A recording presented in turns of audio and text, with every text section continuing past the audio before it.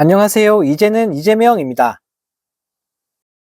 김건희 씨의 명품 가방 수수 논란을 보도한 MBC 스트레이트 방송에 대해서 선거방송심의위원회가 중징계에 해당하는 관계자 징계를 내리면서 국민들에게 큰 비판을 받고 있습니다. 네, 이번 총선 기간에만 법정 제재 30건을 때렸는데, 네, 그중 MBC에만 무려 17건이 집중이 됐다고 하는데요. 네, 더 황당한 건 선거와 관련이 없는 보도까지 무차별 징계하면서 편파, 표적 논란이 끊이질 않고 있다고 합니다. 네, 지난 2월 MBC 스트레이트 방송에서는 김건희 씨 명품 수수 사건을 보도했고 명품 가방을 받는 장면도 등장을 했다고 하는데요.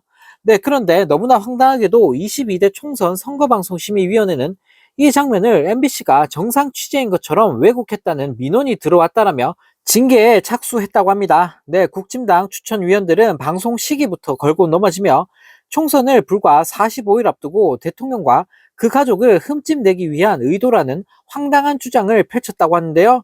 네, 심지어 한 여권위원은 선친과의 인연을 강조하며 선물한 걸 평범한 가정주부가 거절하기 민망해 받았는데 아주머니가 갑자기 뇌물을 받았다고 떠드는 것이라며 얼마나 참담하겠냐고 오히려 김건희 씨를 감싸기까지 했다고 합니다. 네, 결국 국진당 성향위원들의 찬성으로 방송사 법정 제재 중 최고 수위인 관계자 징계가 의결이 됐다고 하는데요. 네, 이로써 MBC는 이번 선방심의로부터 17번째 법정 제재를 받았고 전체 징계 30건 중 절반 이상이 MBC에 몰리면서 정부를 향한 비난 여론이 들끓고 있다고 합니다. 네, 특히 2008년 출범 이후 역대 총선 선방심의의 법정 제재 건수와 비교해도 압도적인 규모라고 하는데요. 네, 이런 행태에 대해 언론 노조는 선방심의의 과잉 징계로 언론 자유가 위축됐고 방송 경영이 침해됐다라며 위원 5명을 검찰에 고발했다고 합니다. 네, 정말 어처구니가 없습니다. 네, 맨날 북한 욕하고 있으면서 하는 짓은 북한을 그대로 따라가고 있는 정부인데요. 네, 나라 꼴이 어쩌다 이 모양 이 꼴이 난 건지, 네, 정말 기가 차일 따름입니다. 네, 또 다른 소식입니다. 윤 대통령의 절친으로 알려진 정재호 주중 한국대사의 갑질 논란이 일파만파 커지고 있는 가운데 주중 한국대사관이 언론사 특파원들에게 취재 24시간 전 출입 허가를 받으라라며 언론 입틀막을 시전하면서 큰 파문이 일고 있습니다.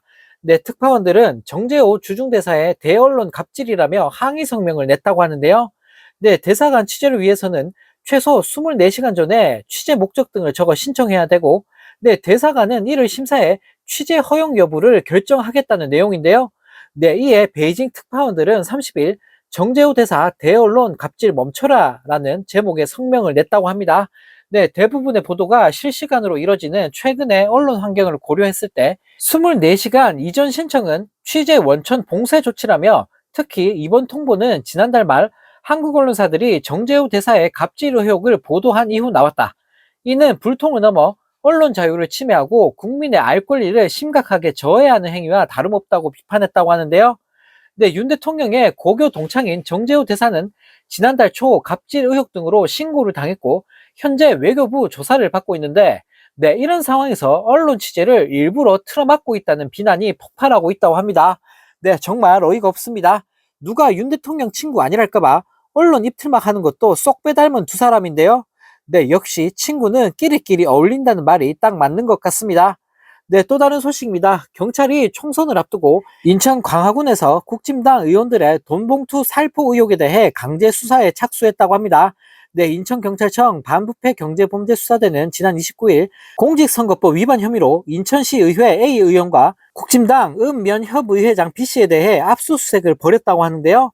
네, 경찰은 A 의원 집과 사무실, B씨 집에서도 관련 증거물을 확보했다고 합니다. 네, A 의원은 총선을 앞두고 국진당 소속인 B씨 등 읍면협의회장 13명에게 100만원씩 2,600만원을 건넨 혐의를 받고 있다고 하는데요. 네, 돈봉투 살포 의혹을 신고한 제보다 C씨는 지난 8일 인천시 선거관리위원회를 직접 방문 신고하면서 관련 녹취록과 진술서 등을 제출했다고 합니다.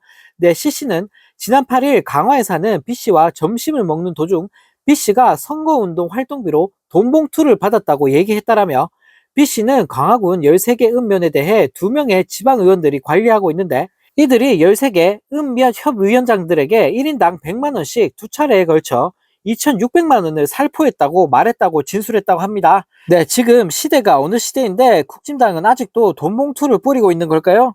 네, 그리고 아마 민주당에서 이런 짓을 했으면 하루 종일 언론에서 떠들고 생난리를 쳤을 텐데, 네, 국진당이 이런 짓 하니까 언론은 제대로 보도도 안 하고 있고, 하나같이 입만 다물고 있는데요. 네, 검찰 개혁과 더불어 하루빨리 언론 개혁이 이루어지길 바라보겠습니다.